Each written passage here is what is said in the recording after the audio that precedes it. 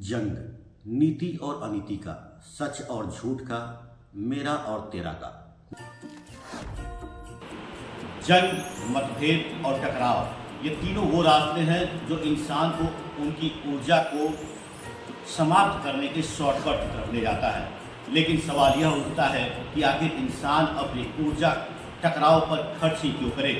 भगवान कृष्ण ने भी महाभारत से पहले युद्ध को टालने के लिए कई प्रयत्न किए, लेकिन नीति और नियति के सामने सब बेकार। अगर हम टकराव में ऊर्जा लगाते हैं तो दो ही रास्ते होते हैं, हार या जीत का। टिकेंगे या टूटेंगे, लेकिन ऐसी नौबत आए ही क्यों। जो अपना नहीं उसे अपना कहकर पाने की हट और ज़रूरत से ज़्यादा बटोरने की मानवीय प्रवृत्ति से अक्सर ऐसा ही होता है।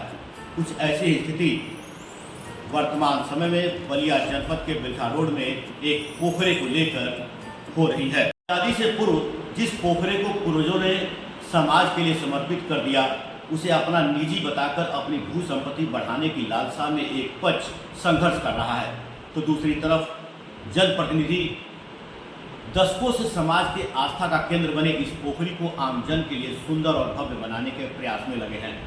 इसमें कितनी सफलता मिलेगी यह तो आने वाला समय बताएगा, लेकिन फिलहाल बलिया जनपद के बिल्खा रोड नगर पंचायत के हृदय स्थली कहे जाने वाले बिचला पोखरा पर अपने अधिकार को लेकर दोनों पक्षों में टकराव और जंग जारी है।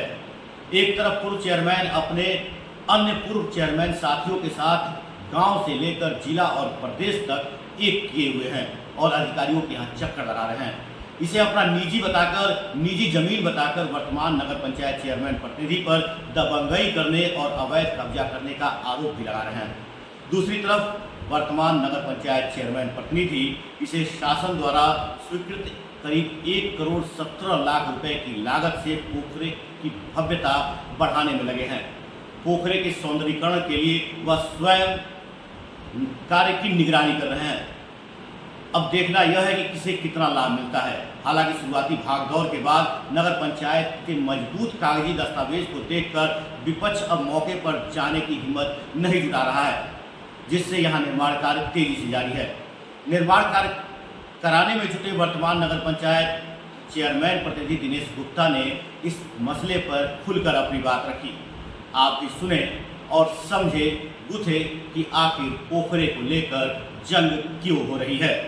मैं विजय मधेशिया विदा लूंगा विख्यात कवि शिवमंगल सिंह सुमन की इन पंक्तियों के साथ कि क्या हार में क्या जीत में किंचित नहीं भयभीत में, सच हम नहीं सच तुम नहीं, सच है महज संघर्ष ही।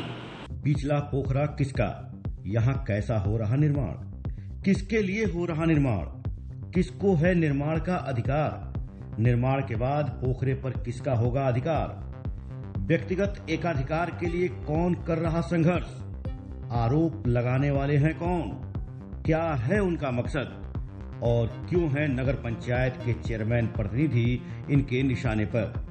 वर्तमान चेयरमैन प्रतिनिधि को घेरने के लिए कौन कर रहा झुंड में वार, नगर के माहौल में क्यों बोया जा रहा नफरत का बीज।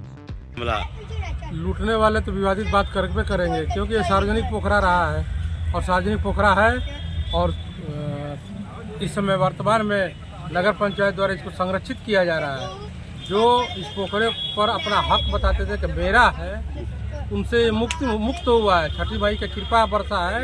कई वर्षों से इसकी माताएं मन्नत मानती थी, जो मन्नत पूरा हुआ है और उनकी कृपा से, छठ मैया की कृपा से इस पोखरे को संरक्षित किया जा रहा है। पक्का घाट निर्माण कराया जा रहा है, सुंदर बनाया जाएगा इस स्थल को, रमणीक स्थल बनाया जाएगा। अच्छा, पूर्व चेयरमैन ने आरोप लगाया है कि आप अपने लिए निजी बना रहे हैं, निजी कब्जा कर रहे हैं, कितनी सच्चाई है इसमें? पूर्व चेयरमैन बकवास करता है, बकवास व्यक्तित्व है, महाभ्रष्टाचारी अपने कार्यकाल में रहा है, उसकी कार्यशैली। अच्छा, अभिलेख में क्या है अभी आज की डेट में? अभिलेख में बीटा पोखरी है भाई साहब, बीटा पोखरी।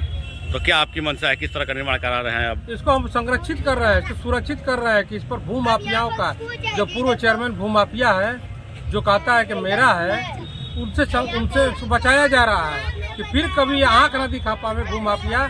ये एक तरह से दैवी स्थल है, यहाँ पर पूजा पाठ होता है, सभी धर्मों का एक संगम स्थल है ये। अच्छा।